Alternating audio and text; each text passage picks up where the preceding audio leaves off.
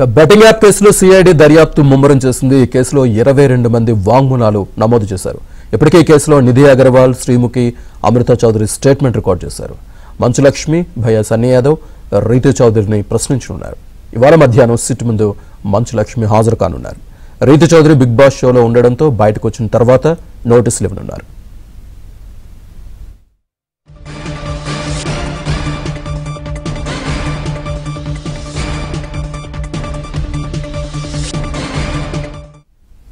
Betting app కేసులో CID దర్యాప్తుకు సంబంధించి పూర్తి డీటెయిల్స్ మా క్రైమ్ కరెస్పాండెంట్ ప్రవీణ్ అందిస్తారు. ప్రవీణ్,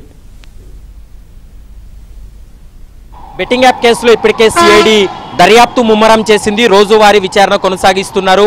ఇప్పటికే ఈ కేసులో 29 మంది నిందితులుగా చేరుస్తూ ఇప్పటికే పోలీసులు అయితే ఒక కీలక నిర్ణయం తీసుకోవడం జరిగింది. గతంలో వీరు ఏ బెట్టింగ్ యాప్లను ప్రమోట్ చేశారో వాటి ఆధారాలన్నింటినీ కూడా సేకరించిన తర్వాత 29 మందిని ఇప్పటికే నిందితులుగా చేర్చడం జరిగింది. మొత్తం ఇప్పటి వరకు 22 మందిని విచారణ చేసి వాళ్ళ వాంగ్మూలాలను కూడా నమోదు చేసినటువంటి పరిస్థితి ఉంది. నిన్న చూసాం మనం హీరోయిన్ నిధి అగర్వాల్తో పాటు శ్రీముఖిని విచారణ జరిపి స్టేట్మెంట్ కూడా రికార్డ్ చేసినటువంటి పరిస్థితి కనపడుతుంది. మరొక హీరోయిన్ అమృత చౌదరిని కూడా సుదీర్ఘంగా విచారణ జరిపి స్టేట్మెంట్ రికార్డ్ చేశారు. ఈరోజు మధ్యాహ్నం 2 గంటల తర్వాత వ్యక్తిగతంగా ఈరోజు మంచు లక్ష్మి కూడా విచారణకు హాజరయ్యేటువంటి అవకాశం అయితే కనపడుతుంది.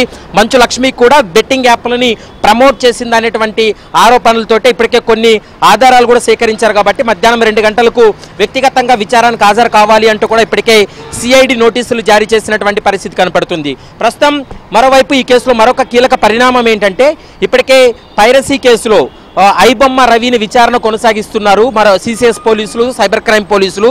ఈ కేసులో సిఐడి కూడా ఎంటర్ అయింది. ఎందుకంటే ఈ ఐబొమ్మ రవి తను చేసేటువంటి ఐబొమ్మ అనేటువంటి వెబ్సైట్లో వాటిని బెట్టింగ్ యాప్ సైట్స్ని ప్రమోట్ చేస్తూ లక్షల కోట్ల రూపాయలు కూడా డబ్బులు సంపాదించాడనేటువంటి ఆరోపణలు ఉన్నాయి. కాబట్టి దీనిపైన కూడా ఇప్పటికే పైరసీ కేసుకు సంబంధించినటువంటి వివరాలన్నింటినీ కూడా తెలంగాణ సిఐడి పోలీసులను కూడా కోరింది. ఇప్పటికే బెట్టింగ్ ప్రమోషన్ కేసులో దర్యాప్తు చేస్తున్నటువంటి సిఐడి అధికారులు ఈ కేసులో కీలక పరిణామాలు చోటు చేసుకునే అవకాశం అయితే కనబడుతుంది. మరోవైపు ఇప్పటి వరకు 22 మంది వాంగ్మూలాలు ఇచ్చారు. ఈ 22 మంది కూడా ఇది గేమింగ్ అనుకొని మేము బెట్టింగ్ యాప్లను ప్రమోట్ చేశాం, తెలుసో తెలియకో తప్పు చేశామంటూ కూడా ప్రతి ఒక్కరూ వాంగ్మూలాలు ఇచ్చారు. కానీ వారు ఇచ్చినటువంటి వాంగ్మూలాల్లో వాస్తవికత ఎంత ఉంది, వాస్తవానికి దగ్గరగా ఉందా లేదా అనేటువంటి అంశాలన్నింటినీ కూడా సిఐడి పరిశీలిస్తుంది. ఒకవేళ వాస్తవానికి దూరంగా ఉండి వీళ్ళు చెప్పేటువంటి స్టేట్మెంట్లు, వీళ్ళు సమర్పించినటువంటి కొన్ని డాక్యుమెంట్లు కావచ్చు, మరోవైపు బ్యాంక్ స్టేట్మెంట్లో ఎక్కడైనా కూడా వీళ్ళు తప్పు ఉందని భావించినట్లయితే ఖచ్చితంగా వారి పైన కఠిన చర్యలు తీసుకోవాలి, ప్రాసిక్యూట్ చేయాలనేటువంటి అంశాన్ని కూడా సిఐడి పరిశీలిస్తుంది.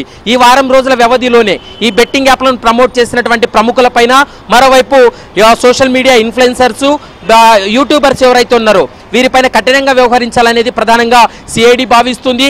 ఈ వారం రోజుల వ్యవధిలోని ఈ కేసులో కీలక పరిణామాలు చోటు చేసుకునేటువంటి అవకాశం అయితే స్పష్టంగా కనపడుతుంది. Srinivas, right, thank you Praveen.